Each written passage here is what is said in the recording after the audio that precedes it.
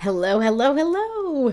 I mean, it is evening and I normally sing good morning, so should I sing good night? A good night song? Like, good night, sweetheart. Well, it's time to go. Boom, boom, boom, boom, boom. All right. I used to love Shanana. All right, a little bit about me. My name is Patricia Barrow Wolfson, and I'm a coach and an energy practitioner who helps people simplify transformation through the Me First method, which I developed over 12 years ago. And I have used this method with clients and personally to move through challenging times. So I am here to help you in any way that I can with my experience and fortitude. All right, so if you have not yet subscribed to my channel and you're new to my channel, well, I guess, check it out. And if you like it, subscribe. You can go to YouTube at Me First TV, and there you will find hours and hours of content about the Me First method, the GPS, the ABCs, things that I talk about in the show a lot, and more tips and strategies to navigate your everyday challenges while still looking after yourself and your family. And if you have not yet downloaded your free guide. It's a free guide with simple transformation practices. I'm laughing because I have it jotted down in my notes to remind me to tell you guys to download this free thing. And it says Me First TV Guide. And every time I look at it, I just see the TV guide part. So I'm like, I'm giving out the TV guide. But most people don't know what the TV guide is these days because nobody uses the TV guide. But that's another story, and I digress. Hello, ADHD. Okay, so back to the free Me First TV guide with simple transformation practices. You can go into the description and download it, and it includes things such as how to calibrate your energy, a Me First Moments ritual, which we will do together on the show, and we do every time I'm on here, a quick GPS activity, your daily ABCs, and a simple guide to managing stress. Now, if you don't know anything that I was just talking about, keep watching. You'll learn some of it, or just go to my YouTube channel and you'll learn all about it there. All right, so I want to talk about parenting today. Parenting is truly one of the most challenging responsibilities that we have for those of us who are fortunate enough to be parents, especially if you choose to be a conscious or mindful parent who is actively working to dissolve old habits or limiting beliefs about worthiness that have run in your family. So many of us come from stories and systems in society. I mean, certainly systems, we're all a part of it, that have kept us from knowing our value, our true worth. And I truly believe that the inner work that is most needed is in people connecting deeply with themselves to align with their true essence, their true value, which is love, compassion, and kindness. And each one of these qualities embodies respect and deep value for humanity. And it is with this presence that we can create lasting change for all of us, right? But I truly believe we need to begin with ourselves. We need to start with ourselves and at home.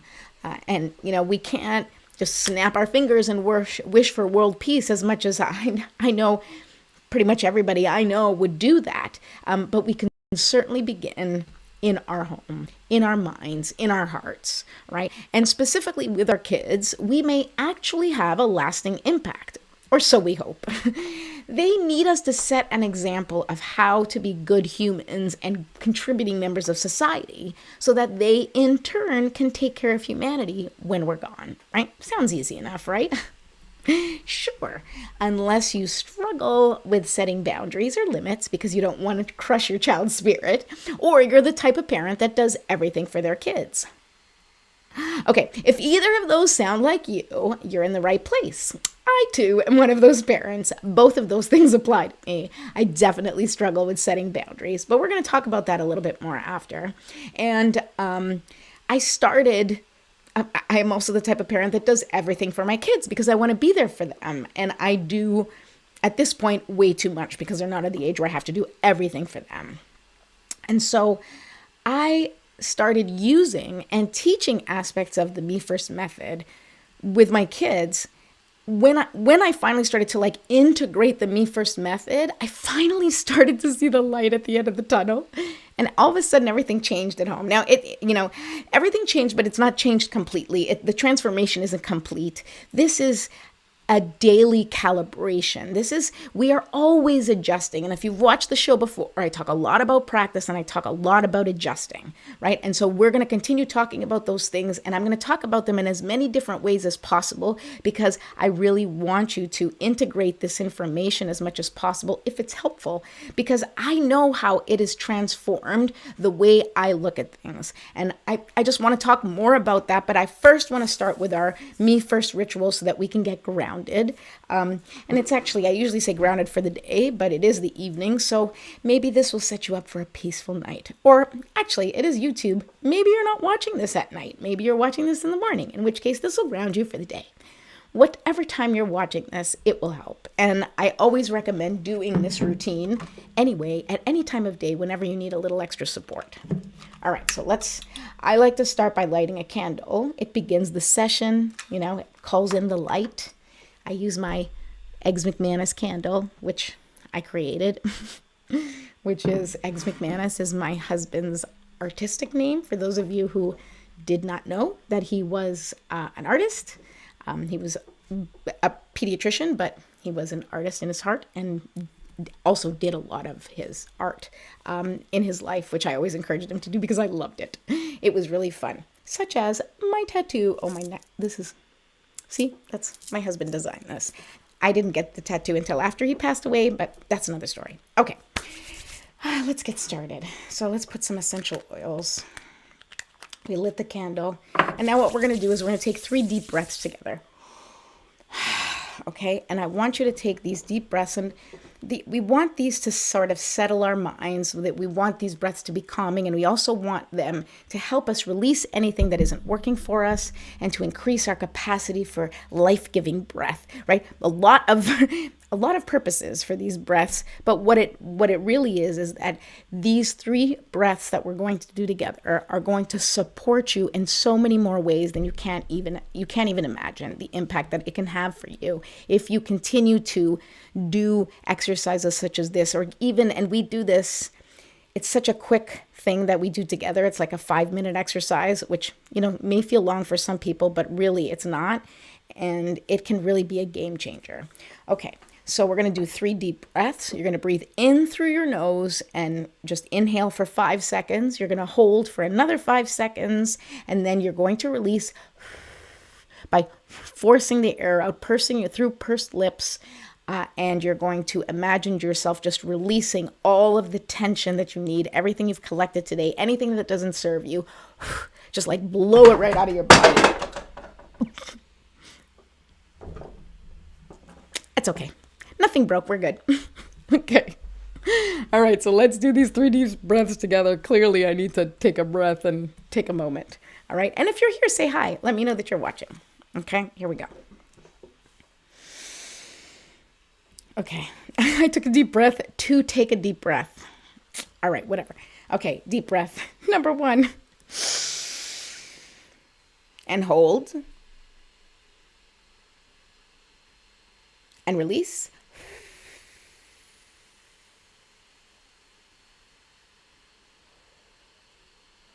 Did I say that the exhale was going to be 10 seconds and longer than the inhale? If I didn't say that, I'm going to repeat it now. Inhale for 5, hold for 5, exhale for 10, because that exhale being longer than the inhale signals to your body that everything's okay. All right, here we go again. Breathe in. Hold. And release.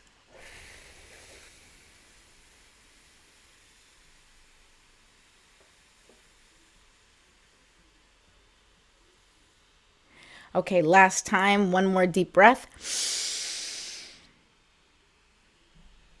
Hold. And release.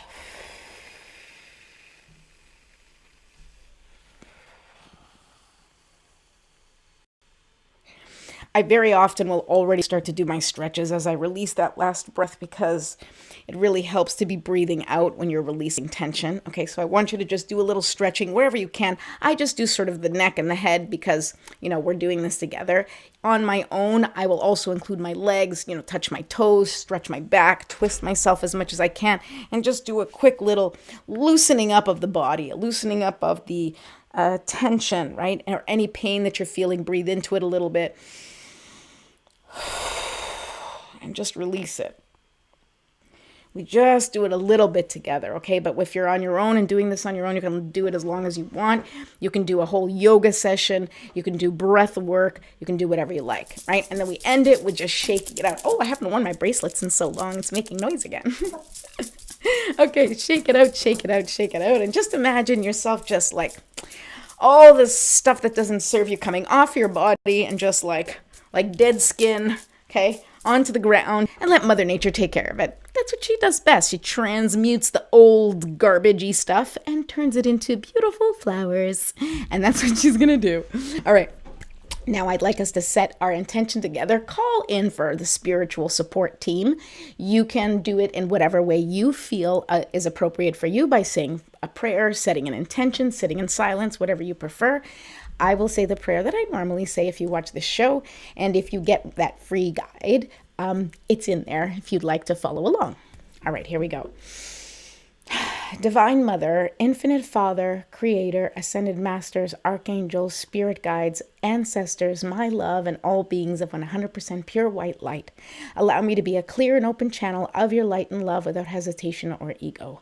May the highest vibration of infinite consciousness connect with my higher self and release any and all things that no longer serve me. I ask that Saint Germain and his infinitely powerful violet flame burn away the things that no longer serve myself or humanity and hold us back from our divine existence.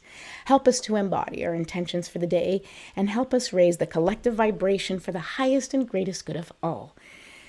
Thank you, thank you, thank you for sending any signs and synchronicities and messages, allowing them to resonate through anyone who's listening so they may hear the exact message they need to move forward in their life in complete and total alignment with their highest and greatest good for the highest and greatest good of all.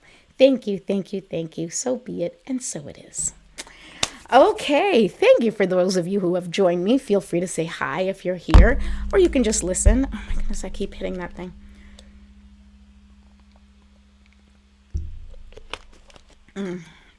Okay, a little sip of water.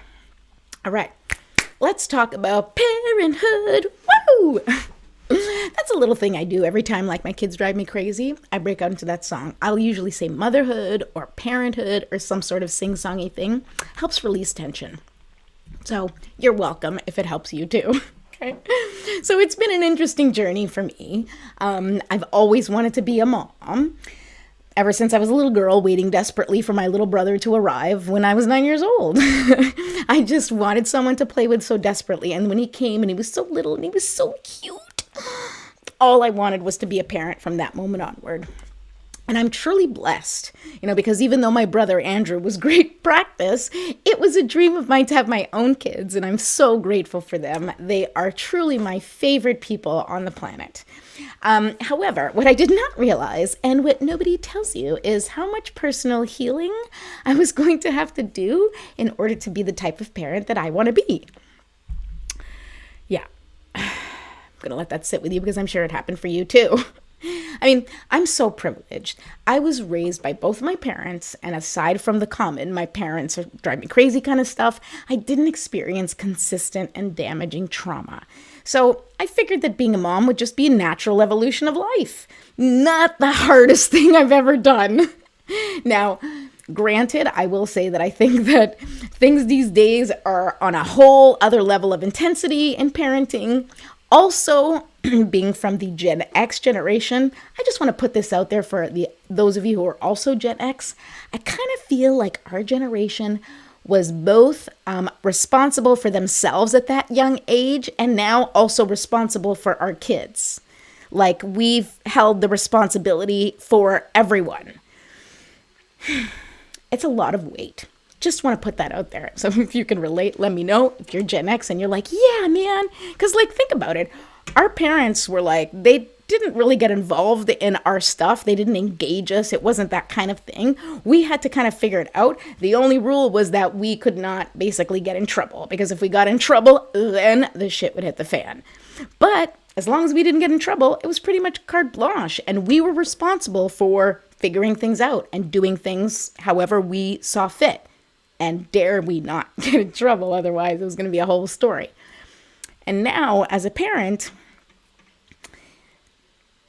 let me guess, you Gen Xers out there, your parents blame you if your kids are doing things that they think they shouldn't be. They'll be like saying that it's your parenting. However, they didn't really take responsibility for their parenting. So I just wanted to put this out there as a message for those of us who've been struggling with that, because it just brings parenting to a whole other level when you feel like you are like responsible for absolutely every single thing, responsible for managing every single thing in your child's life, their social calendar, their sports schedule. I mean, the scheduling and stuff was always that, but like the emotional stuff, again, emotional stuff was in there, but there's so many pieces now that I feel like we didn't really have support for that.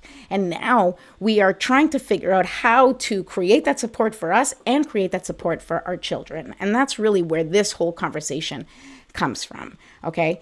So I have great kids, all right? And, they are healthy. So my struggles do not compare to others. So I'm, joking around with you, but, I can only speak to you from my experience as a mom who's had to navigate a lot of questions, emotions, and very big life transitions, especially over the last few years. And I would also like to mention that although I'm a life coach and I have taught parenting courses, I'm also a human. And there are days that I'm definitely not at my best and my kids think I'm the worst and I've ruined their life, right? But up until COVID happened, and then even more so now since managing life without Scott, I wasn't really implementing my coaching strategies with my kids. I didn't think about it. It was like coach, mom, coach is coach and then mom is mom, right? I didn't put those two together. And it took so much time and patience it takes a lot of time and patience to really implement certain things that I don't think I had the mental fortitude for it. But once Scott passed away, I realized I could no longer do everything by myself because I didn't have backup, right? He was there to engage the kids and do household chores, and he managed a lot of the financial responsibilities. And now it all falls on me. So once again, I just want to say I'm very privileged and I have an incredible support system around me, full of family and friends and an incredible community. But I've had to step into my power and leadership at home in a way that I really didn't have to do previously, okay? And so I want to share with you how implementing some of my me first method or, certain aspects has impacted my life. And I actually created I'm so excited because I've started creating little graphics because I'm trying to, fix up the show. Okay, let's see here. Okay, let's try this one. Does this work? Yes. Okay, so number one, it has helped me to ground myself and get super clear on what I need to function. Right? Now, we can talk about, what we need to thrive all day long. But if you're not even taking care of your basic needs and not functioning, that's where you need to begin. Okay? And that's what I feel like me first really helps with. Okay. Secondly, it has taught me how to practice solutions, new habits, and new ways of thinking. I mean, I was doing this with my clients and I was doing this on a personal level for myself, but I wasn't really bringing it into the home the way I have. And it's really been so helpful. Okay, it has reduced the fighting about chores and taking responsibility for their choices, right?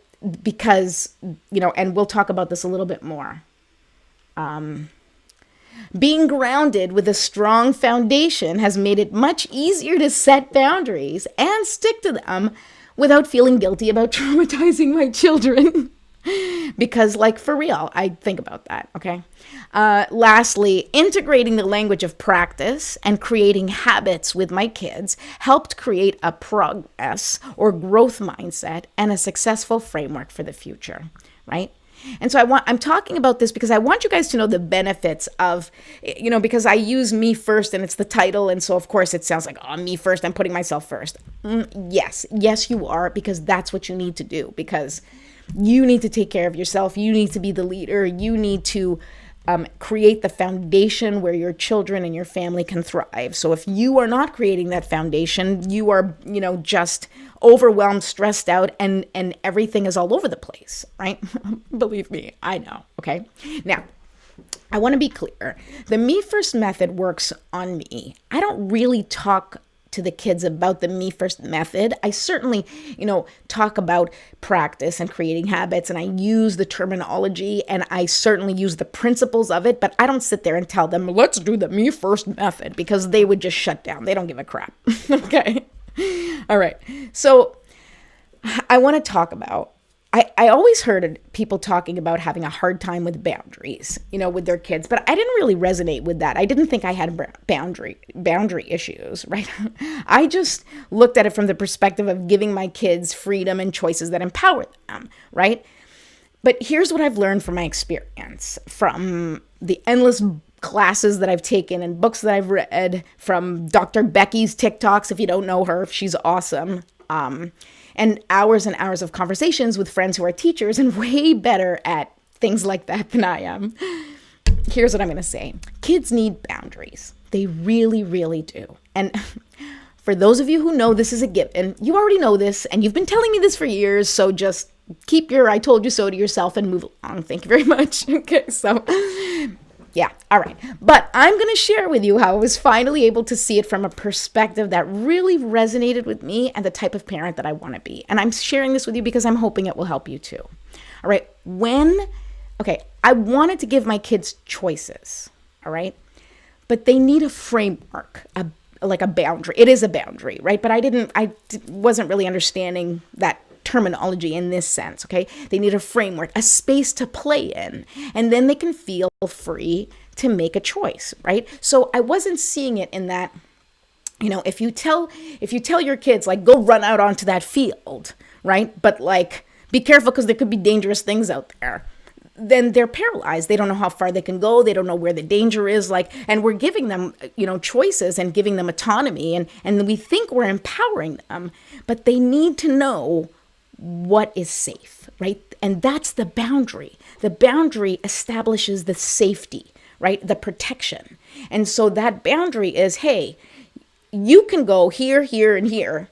And in here, you go crazy. You have fun. You're totally safe place. Be yourself. Do your thing. Outside of here, that's not for you. And that will give kids a really clear message and really clear instructions on how to keep themselves both safe in order for them to unleash their freedom and sort of their kidness, right? Because if they don't, and it just came to me right now that that's probably part of the problem with the internet, is that if there's no boundaries, kids are like all over the place and they don't know what's safe or what isn't safe, and they can't interpret that for themselves. Okay. But that's a whole other discussion, that digital conversation. But, just in terms of looking at it from that perspective, it's important to understand that the boundaries you create are it's the protection that you put around them. Just like if you're going to grow a garden and you put a little fence so the bunnies can't get in and chew up your garden, right? Okay. So now I'm going to talk a little bit about sort of my experience when I really cracked down on chores, which we call home tasks at my house. It was COVID, right? And I approached it from the angle that they needed to know how to take care of things in case I got sick, right? It was the beginning of COVID, and Scott was incapacitated and in bed for 2 weeks, and I started to feel sick, and I got really, really nervous because I was like, oh my God, if I go down and Scott's down, these kids, the house is going to go to shit. I didn't know what was going to happen. So I panicked, and I taught them how to do laundry properly. I taught them to load and unload the dishwasher. I taught them how to cook eggs, peanut butter jelly was a given, but I taught them how to do things around the house so that they can maintain the house in case I became also incapacitated. Now, thankfully I didn't, but that's what I told them. And we had already touched on it before. They had done laundry before. They had, done those things, but they hadn't kept up with it. So they really had no idea what to do. I had to talk them through it again and again. And this is how the idea of practice evolved. Because I realized that if they didn't keep practicing the household tasks, they would never remember how to do them. I mean, certain things, obviously, they would remember. But it occurred to me another day when I was angrily procrastinating and avoiding doing my own home tasks, which I do. I realized that I had never created the habit of taking care of my home. Now, I just want to, I'll explain, okay? So growing up, once again, super privileged, my grandmother lived with me at home. So that meant I had not one, but two Portuguese moms that were doing work at home. So aside from cleaning my room, I didn't really have to do anything. Thanks, Mom and Abba. They pretty much did it all. And as someone who, I've said before, has ADHD, I have a very hard time doing non-preferred tasks. And I can honestly tell you that cleaning and organizing definitely fall into that category for me. So just as I have now had to create habits around maintaining my home organized, I've been teaching the boys those principles too, right? I even partnered with a professional organizing company, Better Living with Andrea in Long Island. And by helping others, I have learned habits that I brought into my home.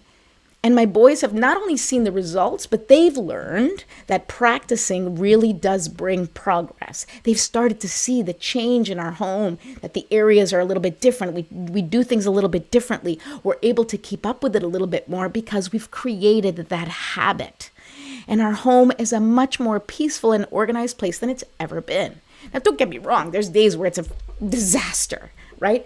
But going from that disaster to an organized place is much less stressful. I don't get as overwhelmed anymore. And I know exactly what to do because I have practiced doing it so much at my house and at other people's houses that now I am confident that I can do it. So it releases the stress and it sort of removes that sticky energy about doing something that I'm not sure how to do or that I don't really want to do. All right. Another reason that or another way that I work on and implement the me first method with the boys is that whenever they ask me to do something for them, and this is for those parents that pretty much do everything for their kids, and you find yourself running around, up and down stairs and all over the place because you just want to be there for them, caring for them in every way possible, right? So now, when they ask me to do something for them, I ask myself if it's a skill they need to practice, if it's a habit they need to create, or if it's a boundary that I need to set. And the more I practice that, the clearer it becomes for them, right? So I'll still obviously do things for them. I do things for them all the time. But like I said, under certain circumstances, I'm able to remind myself they need to practice doing this. They need to create this as a habit, right? They need to wake themselves up in the morning. That has to be a habit. They have to create the habit of taking care of whatever they need to take care of, whether it's homework, whether it's home tasks, and integrating it into their day so that once they leave the home, when they go to their own home, they're not like, I don't know how to do this. Because just figuring out how to fit all the things in your day is a huge challenge. It certainly has been for me, and it's definitely something that I still struggle with.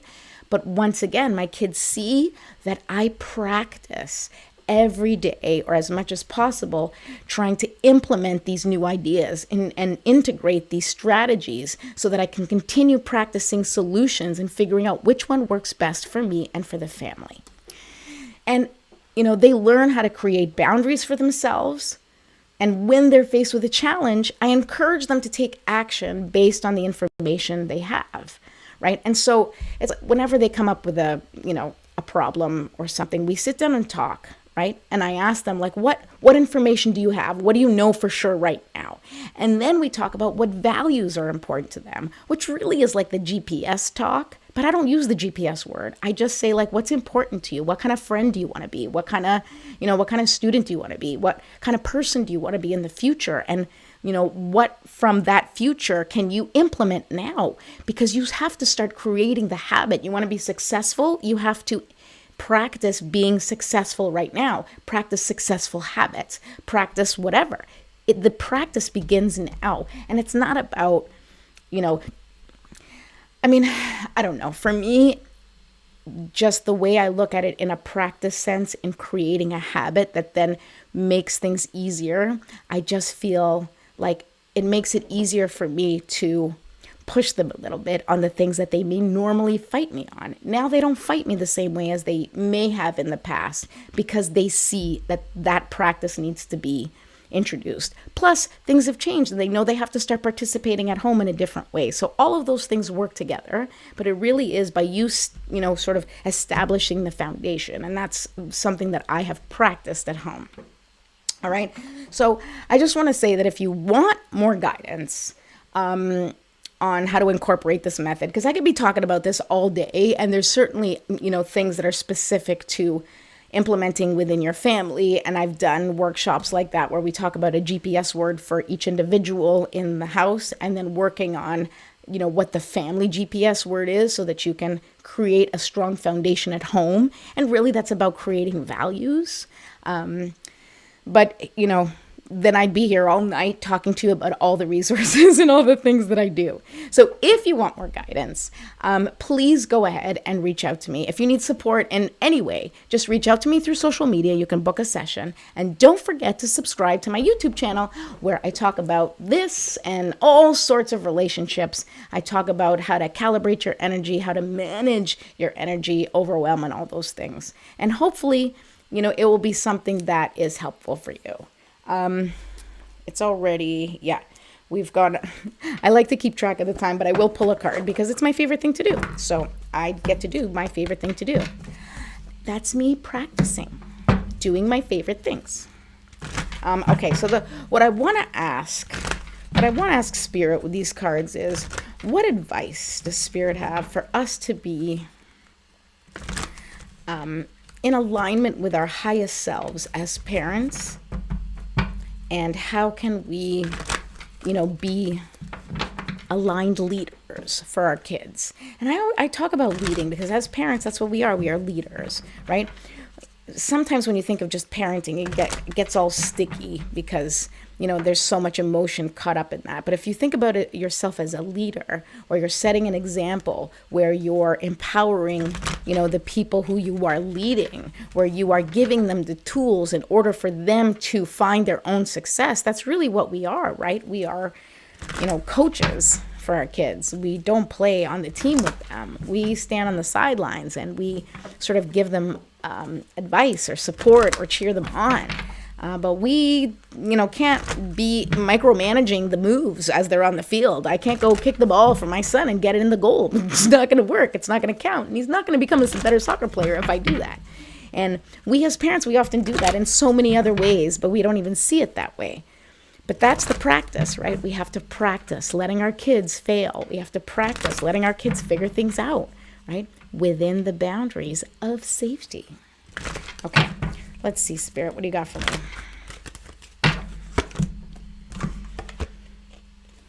Interesting card.